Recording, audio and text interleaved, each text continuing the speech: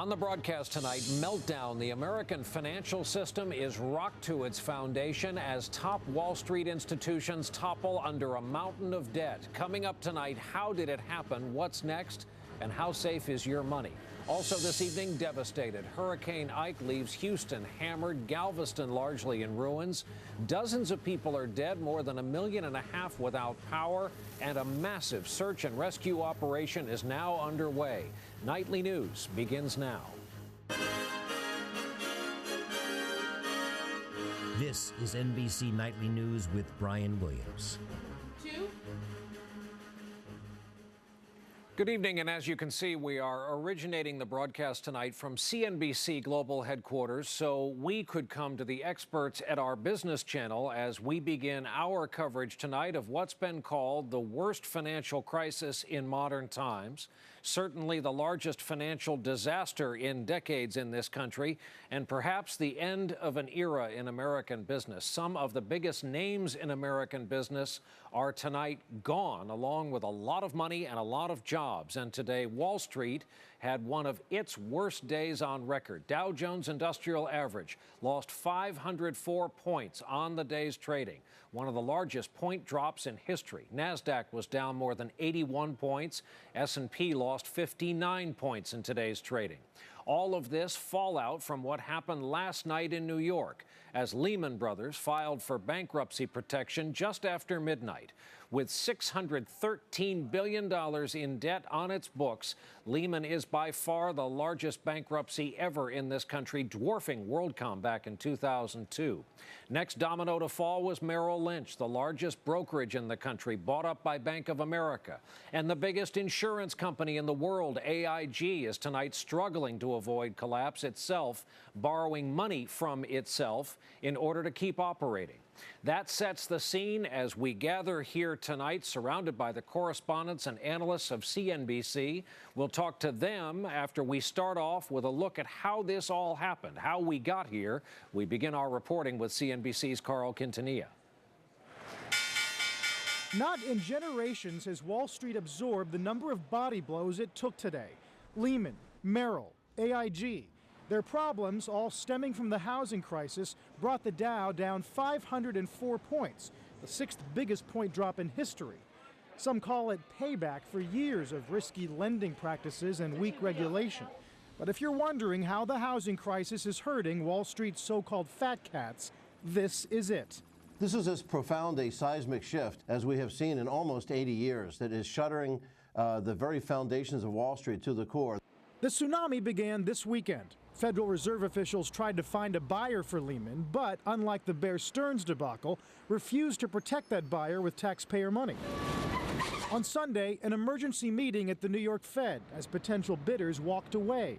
Merrill CEO John Thain, sensing his firm was now vulnerable, quickly sold to the healthier Bank of America. This is probably the most difficult environment in the financial markets that I've experienced in my 30 years in the business. I know Americans are concerned. Today, the President and Treasury Secretary Hank Paulson moved to assure Americans about the health of all banks. Our banking system is a safe and a sound one.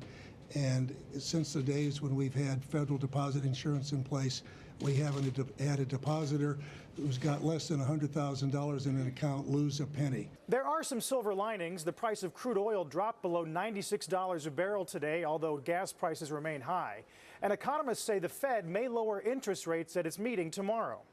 But two big negatives loom on the horizon. Layoffs for workers like this Lehman employee. Never thought it would come to this. It's just a tragedy. And a new era of tight credit, where banks are nervous about giving loans for appliances, cars, homes, making Wall Street's troubles a Main Street issue and potentially putting economic recovery even farther out of reach.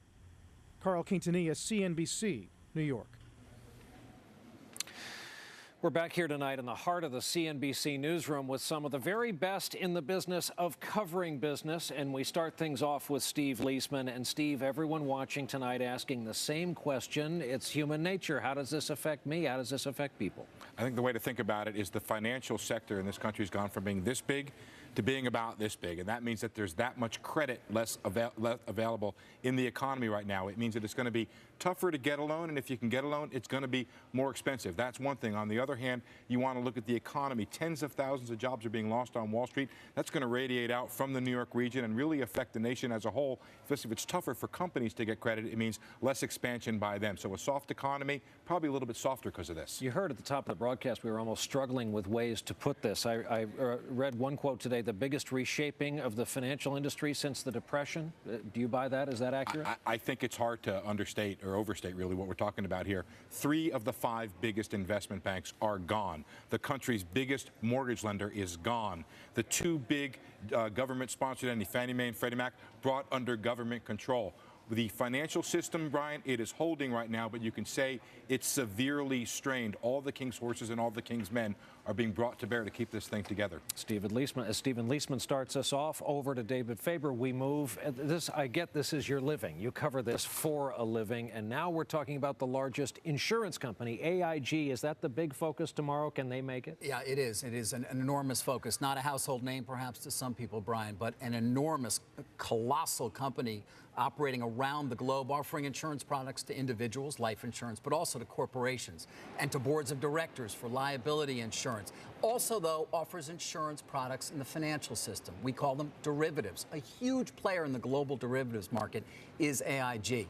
It has lost a great deal of money over the last year. There are questions about its ability to raise capital, and it needs to raise an awful lot of it, perhaps as much as $75 billion.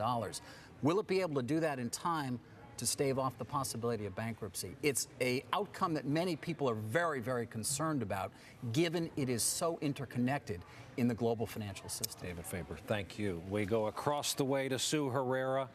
Merrill Lynch decided long ago, born in 1914, to make their money on kind of a small town level. Just about every town I've been to in this country has a storefront Merrill Lynch office. One of the great names in the business. It's kind of America's broker. Now what?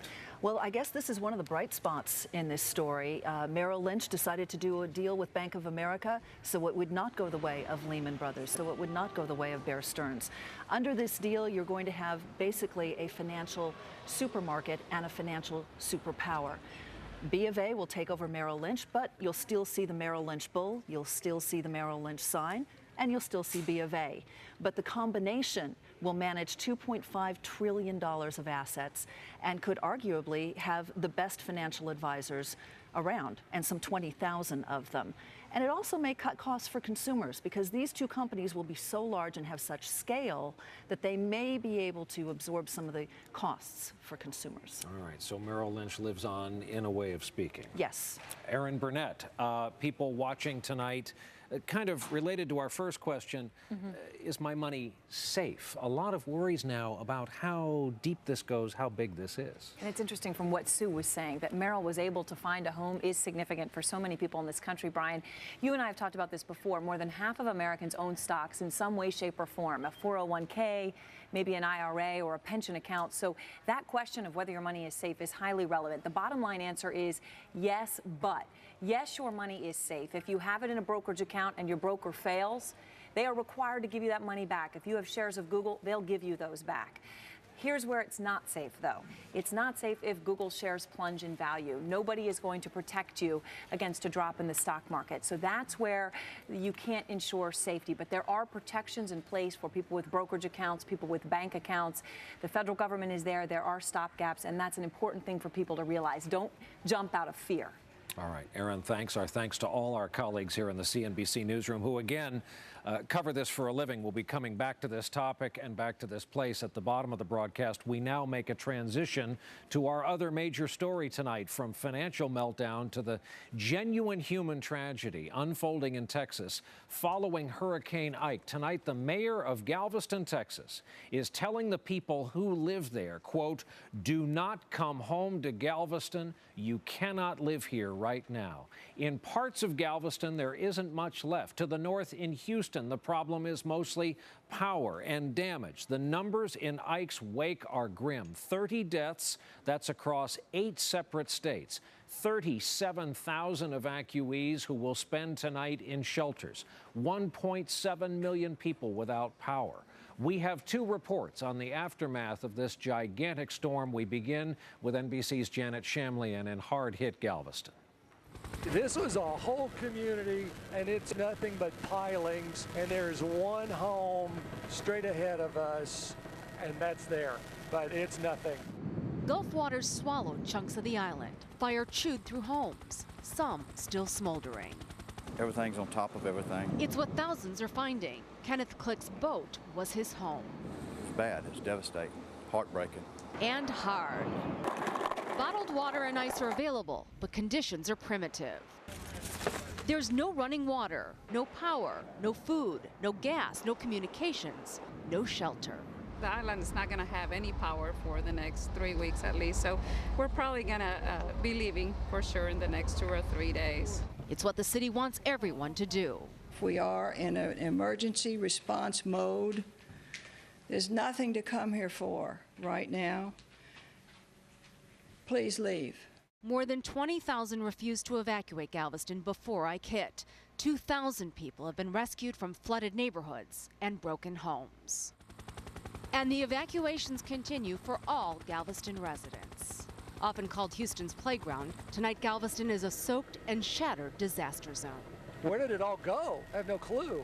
It's just out in the water somewhere in the bay. That tells you how powerful this surge was. And recovery? A long way off. And there are new estimates tonight on just how long it's going to take to get Galveston up and running again. For water, at least 2 weeks. For electricity, at least a month. And to remove all this debris from Galveston Island, authorities say it will take at least 1 year. Brian. What a scene there in Galveston, Texas tonight. Janet Shamlian starting off our coverage. And now we move north, slightly to the west, to Houston, Texas. The dual-pronged problems of property damage and power outages in what is, after all, the nation's fourth largest metropolitan area. NBC's Don Teague has our report from Houston tonight. In southwest Houston today, hurricane relief passed from the hands of volunteers I can only give you one box, sorry. to thousands of residents in need. Now it's time to step up and help and stop complaining. It's enough ice, water, and food for 10,000 families. And this is just one of 20 distribution points handing out supplies sent to the region by FEMA. We're just glad, people are here to help us out. President Bush, who will visit here tomorrow, promised the help will keep coming. We hear you, and we'll work as hard and fast as we can to help you get your life back up to normal. For millions of Houston residents, Menu's changed. life is anything Today we made a soup. but normal. A nighttime curfew is in effect until next weekend. Most residents are still living without electricity, camping in or in front of storm-damaged homes. Thousands more are in shelters. Absolutely wonderful, everything that everybody's doing today. Houston's downtown convention center has 1,600 people sleeping on cots. There's also trouble in the Gulf of Mexico, where Hurricane Ike damaged or destroyed at least 11 drilling rigs. Some, like the people of Houston, are now adrift. The result, higher gasoline prices. Still, there is progress here and a sense that the worst is over. Gosh, the sun's shining, the sky is cleared, roads are clear, bios are back in their banks. Houston's water system is operating, storm cleanup is progressing, and the damage to the city is less than initially feared. We were more upset yesterday, again, we're all alive and well. And able to help each other. Don Teague, NBC News, Houston. And when Nightly News continues here on this busy Monday evening, where are the presidential candidates on the subject of the economy, this meltdown we're talking about here tonight? And later, the death toll rises in that California train wreck. New information tonight about how it happened.